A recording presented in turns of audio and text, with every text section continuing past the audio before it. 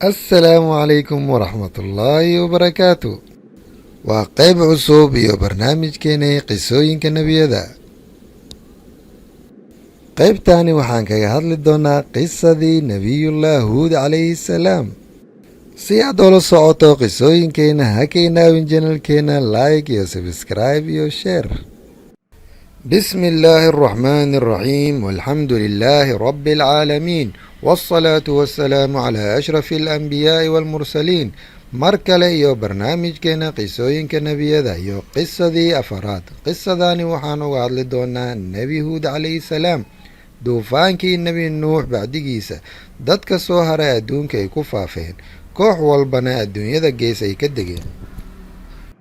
caad wuxuu degay asaga iyo caruurtiisa dalka cumaan iyo xadramuud inta u dhexayso, meel la oran jiray alaxqaaf. waa meel buuro ah. qaala tacaala: wadkur waqaa caadin ida andara qowmahu bilaxqaaf waqad qalat innuduru min bayni yaday wamin qalfi anlaa tacbuduu ila allah innii aqaafu calaykum cadaaba yowmin cadiim. caad iyo caruurtiisa waxay ahaayeen dad waaweyn oo alla xoogsiiyey. buuraha alaxqaaf ay magaalo qurux badan oo aan weli adduunka lagu arkin ay ka dhisteen, oo beero leh iyo basaatiin, waxayna u bixiyeen magaaladaasi irama. qaala tacaala: alam tara kayfa facala rabuka bicaad irama daati alcimaad alatii lam yuqlaq mithluha fi lbilaad. waxay isku darsadeen awood iyo cilmi. waxay ahaayeen dad fikradooda aada u sarrayso oo alla cilmi siiyey. markii ay bateen oo qoom weyn ama qabiil weyn ay noqdeen, meeshii alla ugu mahad celin lahaayeen waa ay ku shirkiyeen. waxay noqdeen dadkii ugu horreeyay oo sanami caabuda duufaankii nebi nuux bacdigiisa. kadib alla subxaanahu wa tacaala wuxuu dhexdooda ka soo saaray walaalkooda huud calayhi salaam oo isku faracay ahaayeen. huud calayhi salaam qowmkiisa ayuu rasuul iyo nebi u noqday. dadkiisa wuxuu ugu wacdinayay in alla keligiisa ay caabudaan, wuxuuna ku waani jiray in shirkiga iska daayaan iyo dulmiga dadka ay ku haayaan. laakiin waxay ugu jawaabeen siduu alla qur-aankiisa ku sheegay: faammaa caadun fastakbaruu fi lardi bigayri alxaq waqaaluu man ashaddu mina quwa awalam yarow ana allaha aladii khalaqahum huwa ashaddu minhum quwa wakaanuu biaayaatina yajxaduun. caad adduunka ay ku kibreen, waxayna dhaheen aniga awood sareeyo. waxay ilaaween ilaahigii abuuray inuu ka awood sareeyo. sidoo kale nebi huud waxay ku dhaheen: huud, aniga waxaan ku aragnaa inaad tahay qof waalan oo caqligiisa taam uusan ahayn. huud wuxuu ugu jawaabay: aan caqligeyga taam waay, balse idinka ayaa idin baqaya. ciqaabta alleh ma ahan mid fudud. sidoo kale waxay dhaheen siduu alla qur-aankiisa ku sheegay: qaaluu yaa huudu maa ji'tanaa bibayinatin wamaa naxnu bitaarikii aalihatina can qowlika wamaa naxnu laka bimu'miniin. ilaa iyo wax caddeen ama xuja adigoonana tusin, anaga sanamyadeyna kama tegayno, mana ku aaminayno.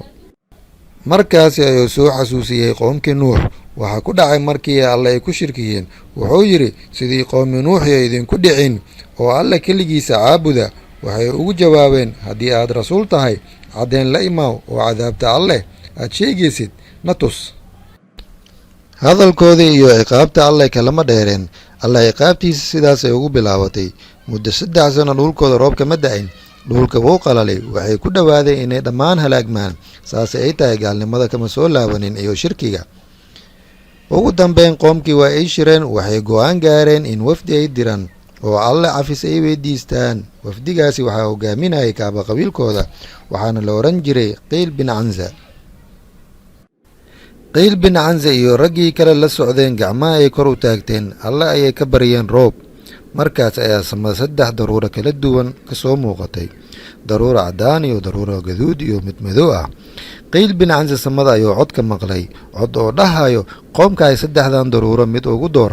qiil bin canza wuu farxay. wuxuu doortay daruurtii madoobeed. qiil bin canse wuxuu isdhahayay roob badan ayaad helaysiin, balse roob ma ahayn. wuxuu doortay midii ciqaabta. qoomkiisa ayuu u laabtay, daruurtana korkiisa ay socotay. qoomkiisa markii ay daruurta arkeen way farxeen. qaala tacaala: falamaa ra'awhu caaridan mustaqbila awdiyatihim qaaluu haadaa caaridun mumtirunaa bal huwa ma stacjaltum bih riixun fiihaa cadaabun aliim. allah subxaanahu wa tacaala nebi huud ayuu ugu waxyooday in qoomkiisa la halaagaya dhammaantooda markii laga reebo kuwaas aga rumaysan. qoomkii daruuraha roobka sugayay waxay la kulmeen dabayl xoogan oo wixii ag marto halaagayso. dabayshaasi waxay socotay ilaa 7 habeen iyo 8 maalin xiriirta ah. sidoo kale qur-aanka alla ku sheegay: سقرها عليهم 7 ليال و8 أيام حسوما فترى القوم فيها سرعا كأنهم أعجاز نقل قاوية. ninka gaalka ah god ama buur meeshoo gala dabaysha way ka dabagelaysay, wayna baabi'inaysay ilaa ay ka noqdeen dhammaan jir aan madax lahayn, madax ay dhammaan ka wada jartay. kuwa mu'miniinta ahna dabaysha way agmaraysay, balse markay dabaysha agmarto farxad ay dareemayeen. gaalada dhammaan way baaba'een. nebi huud iyo inta rumaysneed ayaa meesha ku soo haray. nebi huud calayhi salaam muddo badan ayuu bacdigooda noolaaday. kadib markuu dhintay ama uu geeriyooday, waxaa lagu aasay magaalada xadramuut ee yemen.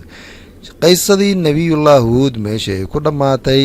qisada xigta waa qisada nebiyullah saalex calayhi salaam.